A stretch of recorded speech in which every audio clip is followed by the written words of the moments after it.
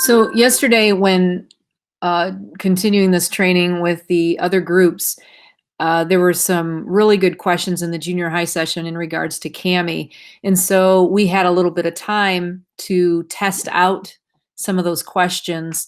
I normally see CAMI being used as an annotation tool that the students use because they receive an item that's a scan, a picture, a something that they need to write on, or even they are doing an assignment. For instance, a real assignment. The Spanish teacher wanted the students to uh, connect vocabulary to a room in their house. So the students took a picture of their bedroom or the kitchen, and then they had to label it with whatever those things were. And the CAMI is an easy way of doing that. So they had the picture, and then they just open that in CAMI or upload it in CAMI, and then they put text on it with a little arrow, or they circle it, or and then put the vocabulary word next to it, or the Spanish interpretation of that. So I've always seen it as that. The reason that I was bringing it up is another teacher said, well, I'm working on, or the students who didn't have internet access at home, they were submitting things via images. So I have to print all those off and grade them and, whatever. How do I mark those up? And so I said, oh, CAMI would be perfect for that. So I showed that group how to open images up in CAMI, and then you can mark them up, grade them, make comments. But the third thing that popped up, which is the reason I always enjoy having in-services with you guys, the one group said, can students collaborate on that thing? So if I'm teaching a live lesson in regards to yesterday's lesson, if I'm teaching a live lesson and one of the students, I open up my CAMI and I want one of the students to work with me because they're all hands-on, and a lot of things I want them to do are hands-on.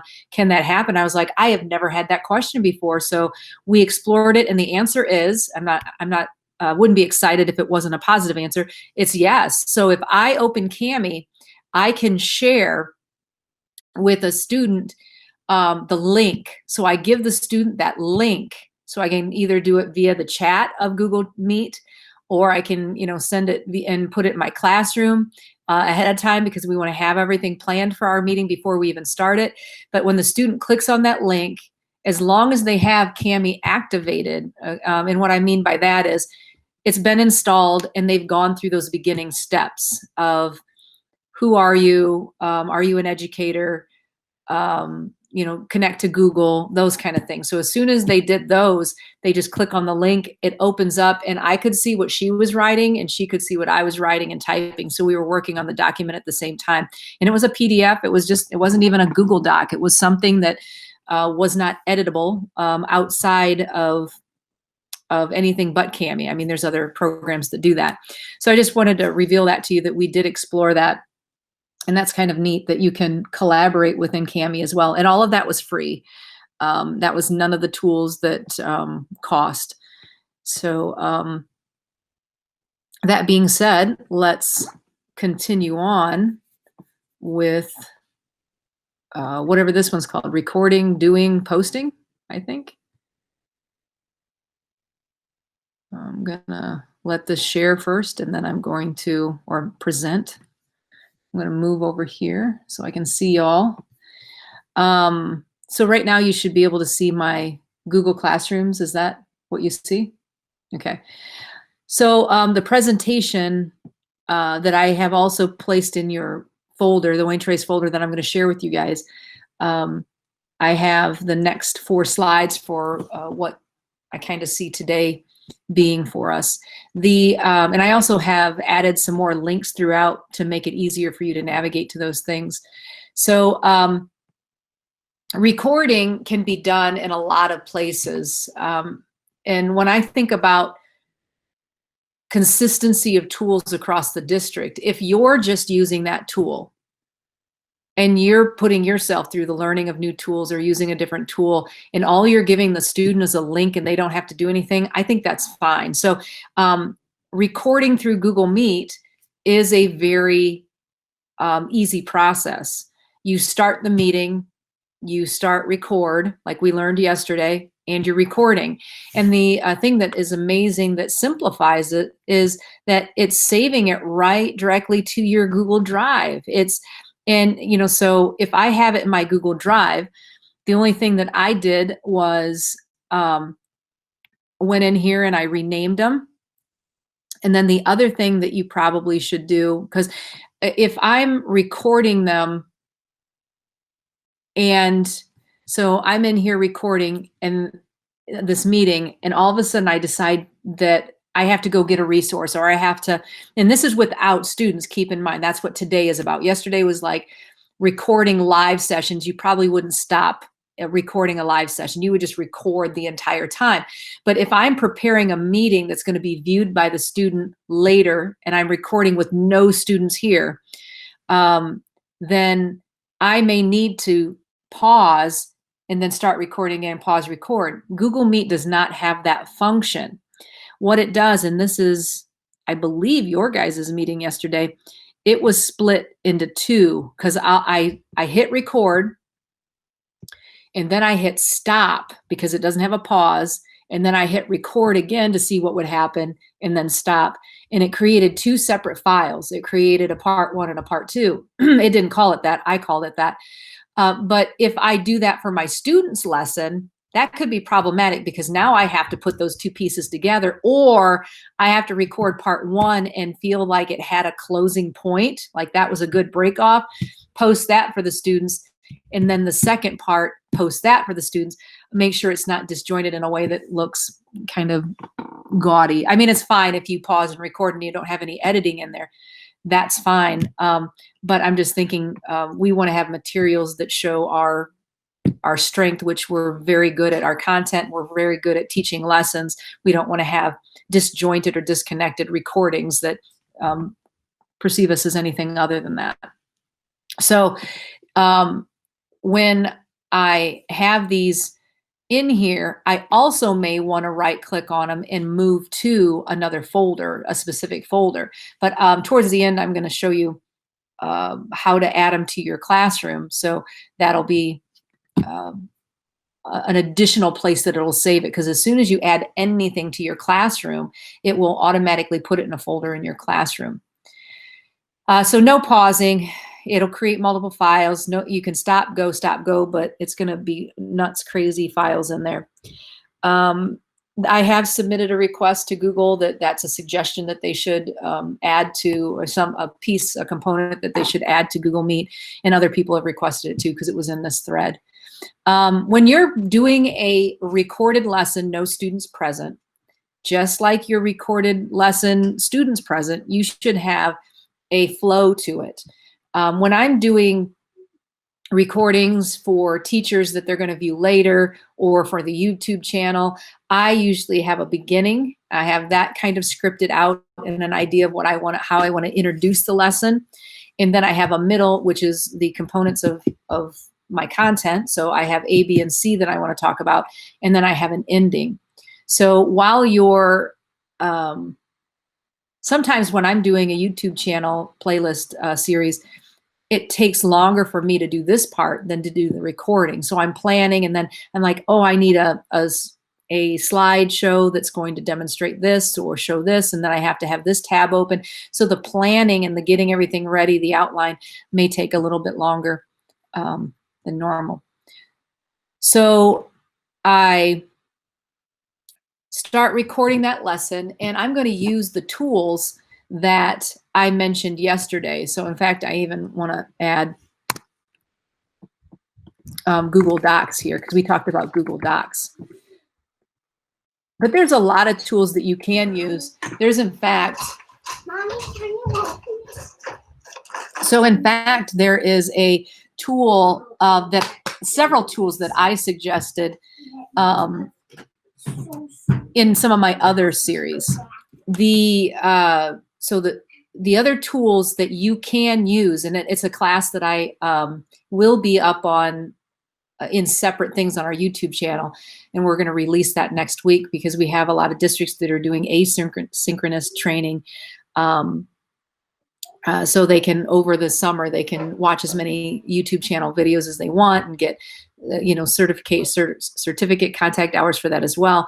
But there are certain tools that I am introducing in my teaching live with students in quotes, is Nearpod, Edu Creations, VoiceThread, tools like that that automatically have this built-in recording function that is like a screencasting tool. Explain Everything is another one of those. You can only do 2 presentations for the free version. And I do know that during this time, a couple of our districts, they decided to buy, or the teachers decided to buy Explain Everything. Basically, it's the same thing that Edu Creations does. If you've ever seen a Khan Academy video, Khan Academy videos have the guy talking about whatever thing, and he's annotating it as he's talking, and you can see him, and you can see the board or the markers that he's using and the markups that he's doing. So all of those are wonderful tools to teach live, and it automatically records it in a way that you can give the link to the students and then presents to them. These are things that you would use within Google Meet. So yesterday I showed you the Google Docs. Open a Google Doc, have it already prepared with a table, have it ready with your drawing tools. Those are not as easy accessible in Google Docs as it is in Google Drawing, but same thing with Google Drawing. You can put images in it. You can use your scribble tool within Google Drawing. It's a line tool, and so it's hidden in there, but it's like a marker so that you can use it to write up in Google Drawings. And so let me show you that again, because yesterday one of the groups I didn't show the script where the scribble tool was. It was just because I'm absent-minded at times. But if I go to this Google Drawing, underneath the line tool all the way to the bottom, there's something that's called Scribble. And so you can select Scribble, and now you have, like a pen or a marker and, freestyle. It's going to turn it into a line when you're done, but basically it is a scribble tool that will allow you to annotate or draw or whiteboard or mark up something, explaining to the students that concept. But it also has the shapes, and you can put images in there. So if you are familiar with any of the Google menus, any of the Google Suite tools, and you've never used Google Drawing, it's all kind of similar, but it just puts the drawing tools in the forefront for you. So yeah, and then we talked about Kami. And again, Kami is a bit intense. At first, just install it and move through it. And if you need any refreshers on it, like, Tanya, where'd my file go? Well, if you opened it through Google, it's going to be in wherever you opened it from Google. It's just going to put it in that same folder. And if you uploaded it or created it from blank, then it's going to be in a folder on your Google Drive called Kami Uploads. So those are the things that you can use to teach recorded lessons for your students that your students are going to watch later. And remember, we did talk yesterday about any of these recorded lessons can be a great benefit for the students and for the parents. Even if the student did attend the meeting, make that recording available to them, because they might want to see it again, even if you're just making it for someone who can't attend and they're absent. Like, for instance, today, a couple teachers have emailed me and said, I can't make it to the meeting today. Will I have access to this? Yes, you will. So it's nice to have that for if someone can't make it to the meeting. It's also wonderful to have it as a reteaching or remembering what the heck we talked about in that meeting, if you need a refresher in that. So do any of you need me to demonstrate any of these tools a little bit more? Kami again? No, we're good? Okay. So the recording is the simple part. You just hit the recording. The doing is also something you've been doing your entire teaching career. You've been teaching every day. You just haven't been teaching online live lessons or recorded lessons. You haven't been doing that. So the doing part is kind of simple as well. You just have to organize it and plan it out like we had talked about yesterday. Now, after I do it, before I post it, I may want to tweak it or make it goofy or add some things to it. You have a couple programs that you can use for that. Now, WeVideo, the free version is annoying because it only lets you produce 5 minutes a month free. And we got to remember that brain-based learning, anytime you're teaching a brand new concept, research shows that you should never go over half their age and time. So if they're 7, 8 years old, then you should only have a 4-minute video. And quite frankly, you know, I'm well into my 40s and I don't want to watch a 4-minute video on many things these days. So you want to keep your videos small. There were some teachers from the junior high school level of other districts that they were just recording the entire lesson, like 30, 40 minutes. Anytime I find something on YouTube that I want to watch, if I've forgotten to put my filter on that says less than 5 minutes, and I find something that's 15, 20 minutes, I'm like, oh, I really don't want to watch something that's that long. So keep in mind that little bits and pieces of videos are better than that 20-minute, 30, 40-minute. And actually, the smaller videos are going to be a little bit easier to complete and a little bit easier to check that off your box as a success from the student's perspective. It depends. I mean, maybe your videos are amazing and you're going to become a YouTube star someday and make millions. But for the most part, it's hard to watch videos instructionally at a long length of time. So you can edit within WeVideo. The other one that I started to really like is Clipchamp. It's free, and you can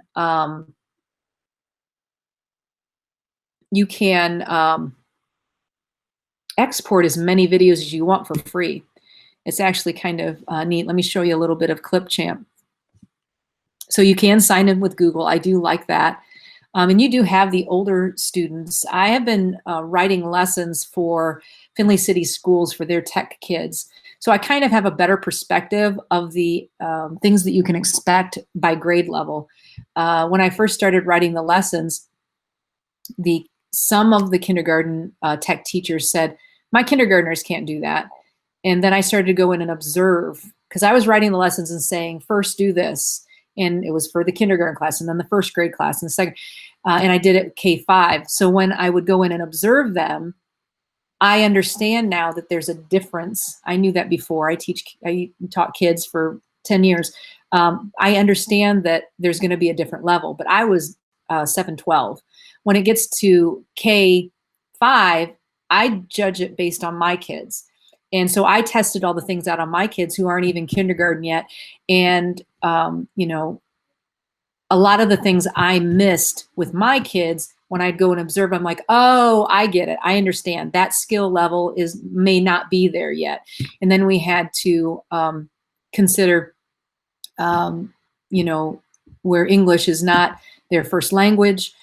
We had to consider letter identification and that kind of stuff. So I get that. But from the 3-6, you guys are 3-6 range, I think a lot of these programs you can even introduce to the students and allow them to be able to utilize this for projects or assessments that you want them to do. I always think of this as a summative assessment. The students could create a video, edit it down of their book report, to explain their land formation project that they created at home, and kind of do a little demo or presentation in a video.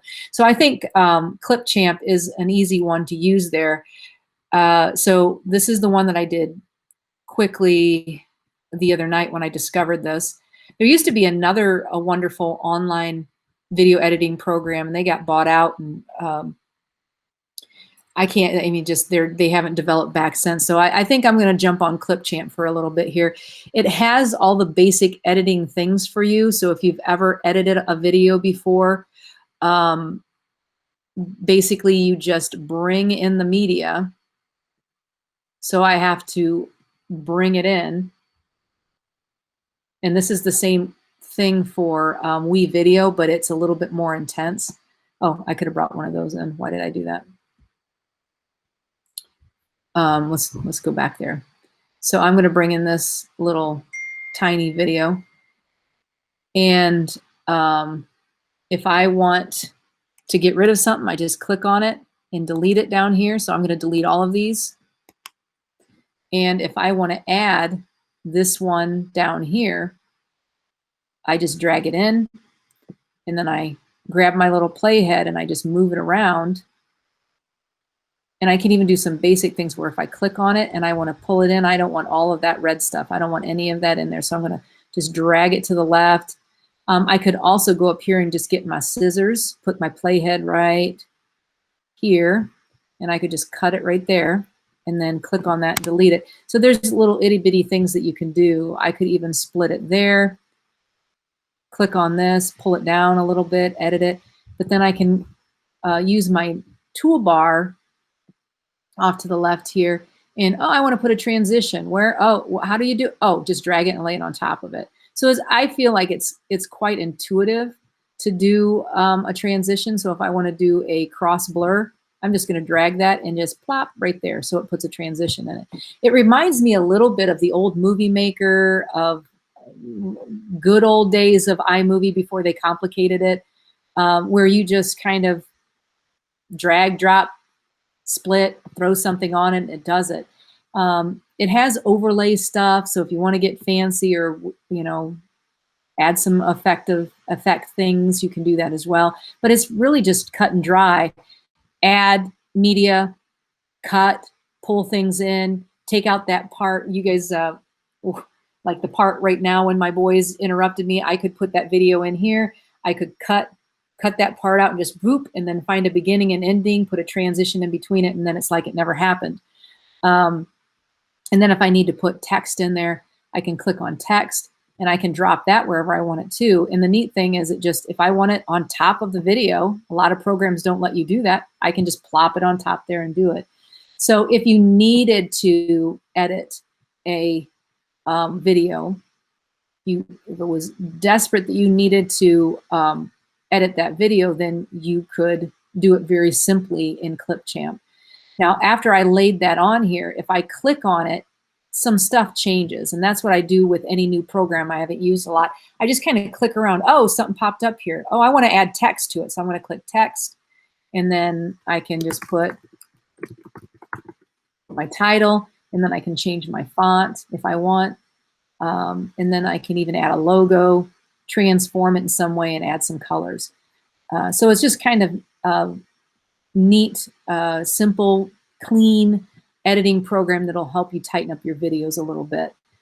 And that's all you really need is clips, cut and get rid of things I don't want, maybe put some transitions in between. And transitions are kind of like, if you remember PowerPoint and Google Slides, when you put something in between, move into that one. But I'm just going to put it kind of more, goes from one to the other in a fancy way. When I learned it, when I was in college, they had this editing program that always had this muscle man was the transition. So the muscle man pulled the black down and then pushed the black away. It was like a slider with a muscle man.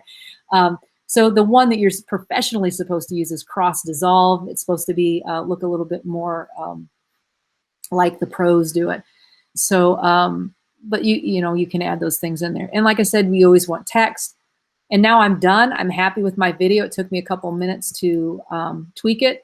I just hit export, and it gives me two options. I can make it a little bit smaller, and we don't really need, since we're using it on the web, we're not using it to view it on a TV that's, you know, a 50-inch screen. We're looking at it on a computer in our Google Classroom. So that would be small enough is good. The resolution, it's also going to make it easier to load, and the bandwidth, you don't have to. I'm sure Roger talked about that in his Wi-Fi thing, that you want to make things as small as possible. So if the students are downloading them, or if they're looking at them in a downloaded state from a device, you want to make sure that compression is lower and that resolution is lower, so it doesn't take as long to do it. So I'm going to hit continue just to show you the process of what it does. I need to title it, it's exporting it, and I can enable my sharing on Google, so I could have it shared directly to my Google Drive. So those do have options. You can also, it's going to export it, and then it's going to ask me if I want to download the video or if I want to upload to YouTube, which is also a great connection to have if they're synchronized with each other. So I'm going to cancel that export because it's kind of a goofy video that doesn't really mean anything. I get unlimited exports, but I don't want to waste an export on something that's silly. So I'm going to close out of that. So any questions about Clipchamp? And again, remember that. Do you just go ahead?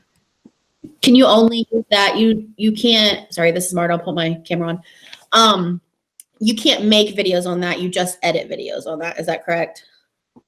Well, correct. Did it have a record option? If it has the camera, one of them that I explored for you guys had a camera on it. If it has the camera on it, then you can record there as long as you have a camera up here. Let's go create a video. And I'm going to do widescreen. Add media. Now in WeVideo, you can hit add media, and one of the options is the camera. So okay. Yeah, but this one does not. Let's see if I go here, if it'll allow me to do it. But right now, if I didn't have my screen shared and I was by myself in a Google Meet, I would just be recording my face. So I could record anything that I wanted and then bring it into Clipchamp and then edit them together and put transitions in and stuff like that. Good question though, because I did explore one that allowed you, Explain Everything allows you to record with your camera. That's the one that you can only do two recordings and then it charges you. But yeah, you can, in WeVideo, one of the options is your camera. And even WeVideo allows you to access Facebook, which I think is cool because we have a lot of things stored on Facebook. So you could pull from Facebook and then edit video, edit pictures, put things together through that. My son used Flipgrid video when he was doing online school. Have you used that at all or done anything like that? Yeah, Flipgrid, don't think of it as a, how do I want to say this? Flipgrid is a discussion tool. Okay. So what I can do in a Flipgrid, I can, as a teacher, as an instructor, I can do many ways of presenting a topic, a thing to the students.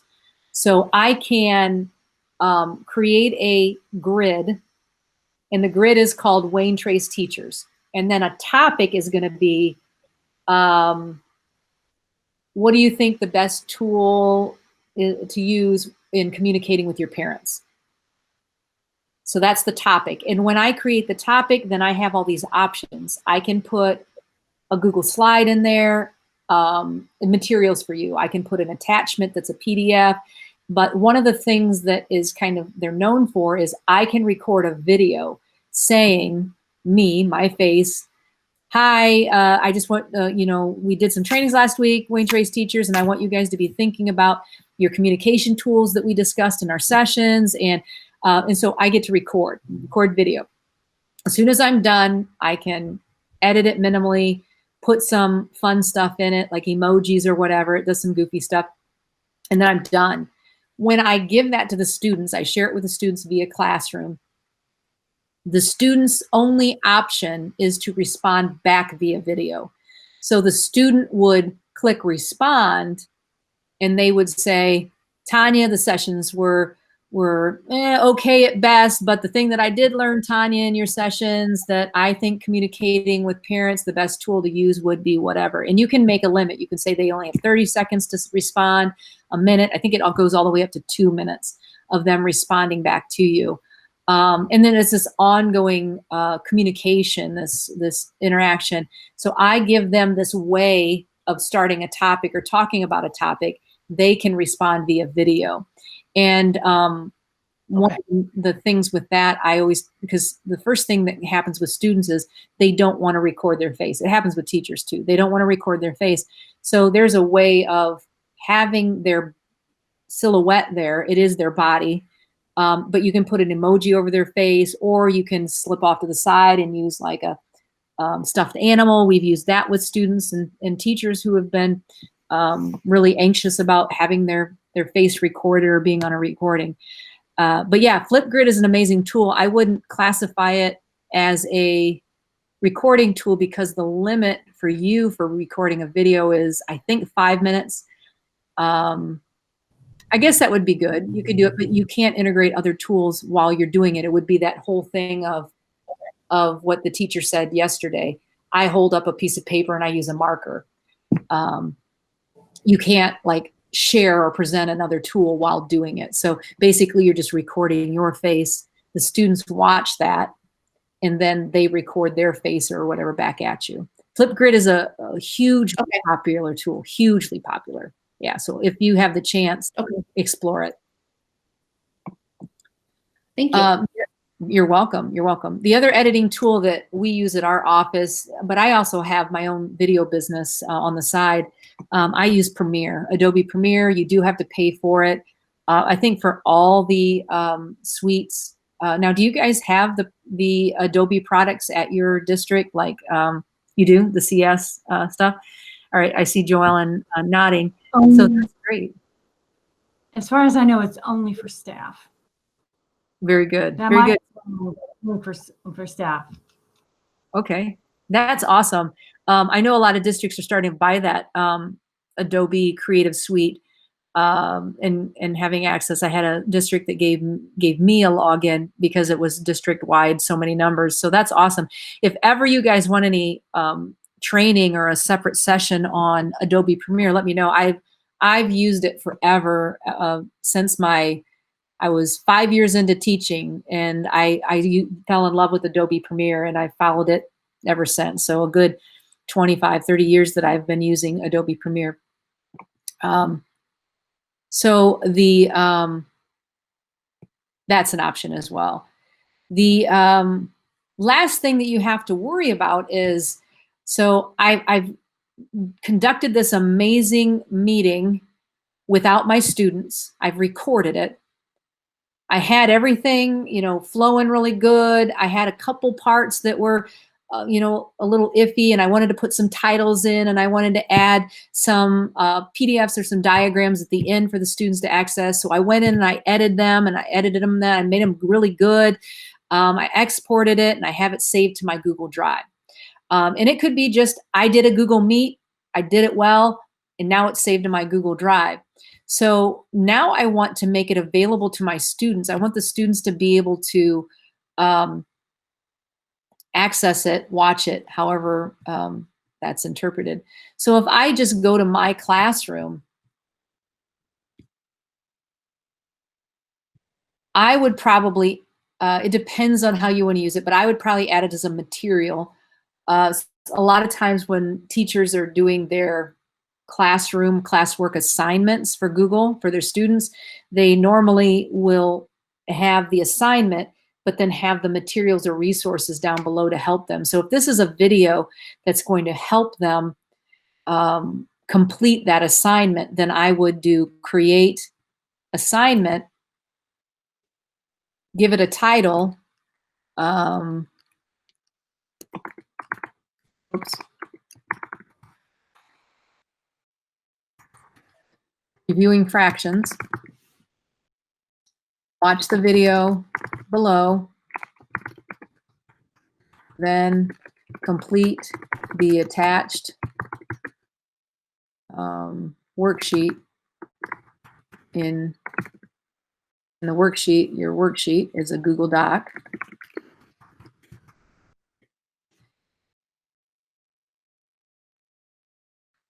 Then submit or turn in. I think it's called turn in this.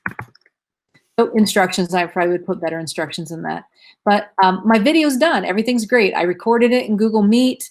I didn't have to edit it. Everything's perfect. So I just go to add Google Drive because it's in my Google Drive because I recorded it as a Google Meet. And then it's going to bring up my drive.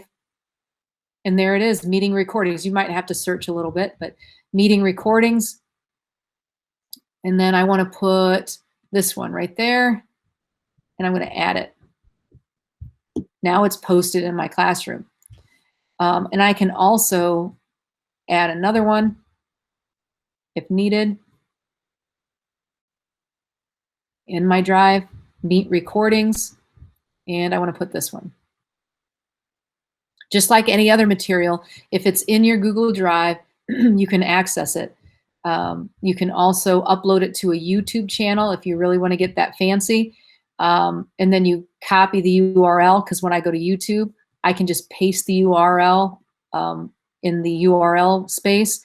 I can also do a video search for, if I know the exact tags that I placed on it or the exact title that I placed on it in my YouTube channel. Is anyone using YouTube to upload their videos to students or make those videos available? No? Okay. All right. So I just complete the assignment.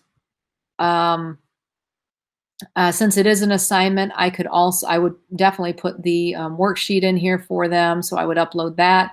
And then I go and I place everything in here that I need. So if I have multiple classes that I'm adding it to, if I just want to do it to one class, specific students to differentiate, then I can do that. Give it a point value. Due date. Now, we did discover the other day, someone said, why does yours look differently than mine in the view? Because she wanted to put the classes were looking, the grades were looking weird in Google Classroom as compared to how she was syncing them with Progress Book.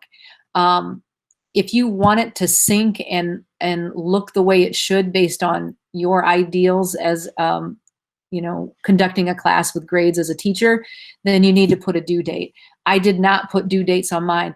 Also, if you don't put a due date on it, it's not going to place it on the student's calendar. It's not going to give them the view missing or whatever it is. We'll go to I'll tell you the exact words as soon as I get out of this, but you need to put a due date on it. The reason I don't put a due date on it is because there are real people in this class, and every time I put a due date on something, it emails them and tells them they have to do it. So do put a due date on it, and then also sort it, put it in a topic, and then hit assign. So now that I placed it wherever I need to place it, this is the thing that I'm talking about in the student portion. If I go to, is this the one? Nope. If I go into the class that I'm a student in, there it is.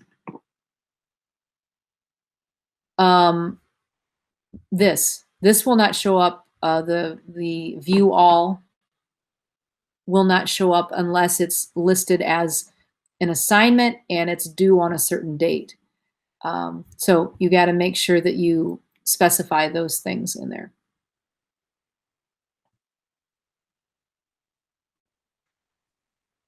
Okay, that's it. I knew based on how much I yapped yesterday, I knew today was going to be a little bit shorter. But do you guys have any questions or comments, or want to share something that you've done in your class that will help everybody else?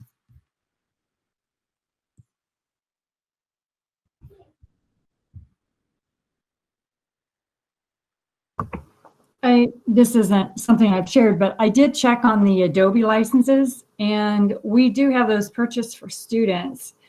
So, the Adobe in the cloud. So I'm just confirming that will work with our Chromebooks and all, because a lot of times we download it to the staff laptop, but Adobe's in the cloud now, so that might be a possibility.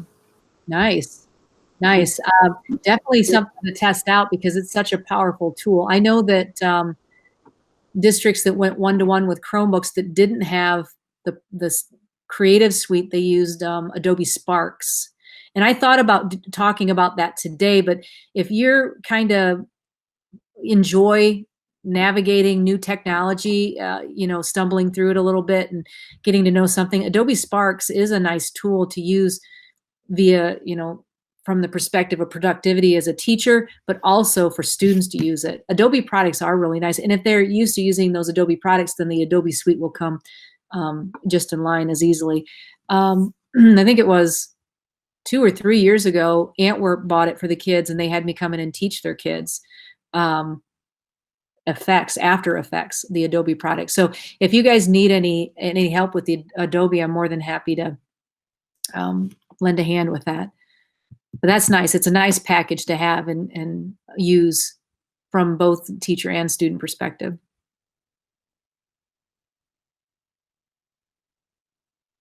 Any other comments?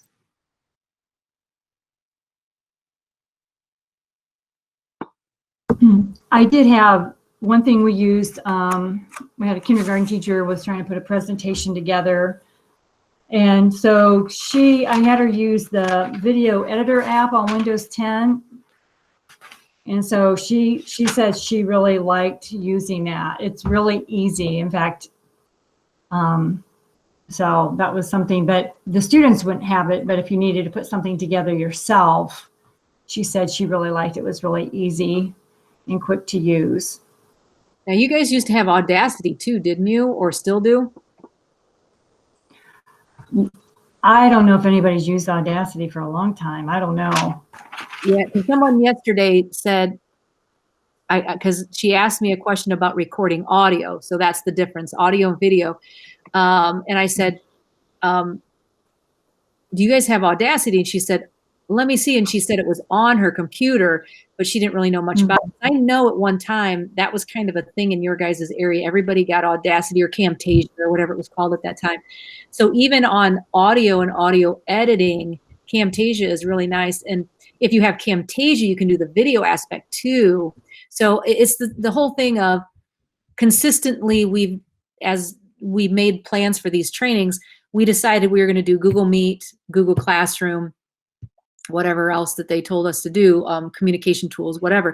But if I'm using it from the teacher's perspective and it doesn't alter the way the parent or the student has to access it, you're good. Consistency in tools relates to the stress and tension of the student and the parent. So if I'm editing in Premiere or WeVideo or Clipchamp, it doesn't matter because the students don't have to enter into that end. But if I'm expecting the students to produce a video, then you might want to have that discussion within the district and say, we have Adobe products and they're working on their Chromebooks. So let's begin that process of making sure that students can create the video and edit the video. So, but the Windows one, I've heard that too. The Windows 10 one is really simple to use and edit things with.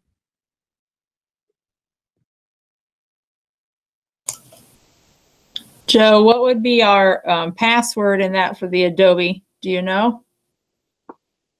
I'd have to get your account. For the laptops, we just installed it in and you don't have anything we just put the serial number in. So let me get that from Ashton, and if we would use it, the Creative Cloud version of it, because right now, you should have it on your laptop. So if you just hit Adobe Pro, you'll have Adobe Acrobat, but you want the Adobe Pro, and it should have all those in there. If you don't, let us know. What happened was it should be on there because you guys all had your laptops imaged last summer. So you should have it. If you don't, let us know and we can install it. But you shouldn't have any sign in. It's all by serial. Okay. Now the students, I'm not sure how this is going to work. So they haven't used it yet. So that'll be something we'll have to find out how they're supposed to use that and log in, and we'll have to get it, installed for them. Very good. Or permission. Yeah. Now, since that's a new tool that's kind of been evolved from these trainings, what we're doing now for districts, I keep thinking you guys were the ones that were, your PK2 teachers were in on a meeting yesterday that involved some Findlay City teachers and a teacher from Anna, and they were brought into it because we had technical issues with their session, so they joined this other session. But the Findlay City and Tiffin are all doing asynchronous training mixed with synchronous training. So basically they're asking me or telling me the topics they want to do, just like you guys did. You guys said, Tanya, we want you to do these topics. And then we made up the schedule. Well, you guys are what, 60, 70 teachers at most? That's easy. But when we get to Findlay City and Tiffin, you got 300, 400 teachers. It's hard to schedule this synchronous teaching like face-to-face. So what we're doing is we're creating topics that are recorded. So I'm a lot of times looking at the screen and not teaching to anybody. And then I'm uploading it to YouTube to allow them to watch those videos, and then they can get contact hours via a Google form assessment that they have to score 80% or higher on, and then they get a certificate for those contact hours. The reason I'm bringing that up to you is, let's say after this, you guys are like, hey, Tanya, we need video, we need more instruction on Premiere. Well, we don't have time and we can't require teachers to come. Could you make those available via YouTube? So I would create those topics for you, put them on YouTube, and then you guys could watch them. We could even do a student version. We're actually doing that for districts as well. Per district, they're saying our parents really needed a video on this. Our students really struggled with this. And so we're now trying to create those materials, but it's per district by request as we build that. Now, what Findlay City and Tiffin asked for, maybe you guys will be like, oh my gosh, yes, we do want how to use Nearpod with my students. You can watch those videos too. It's not going to be not allowed for you guys to go to those. But what I'm saying is they've requested those topics. We're building those. We're almost done. Now the next thing I'm going to say is, what topics do you guys want? We can build those for you as well. So Premiere could be one of those.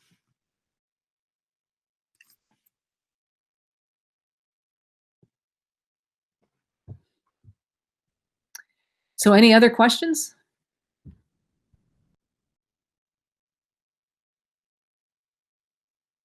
You're muted. Yeah, sorry.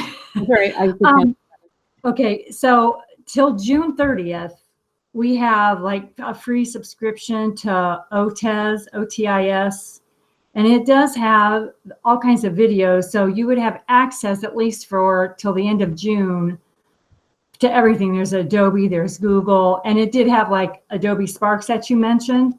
So if they need something quick, or they want to, before the end of June 30th, you can go in there and take those trainings. Some of them have certificates, some do not.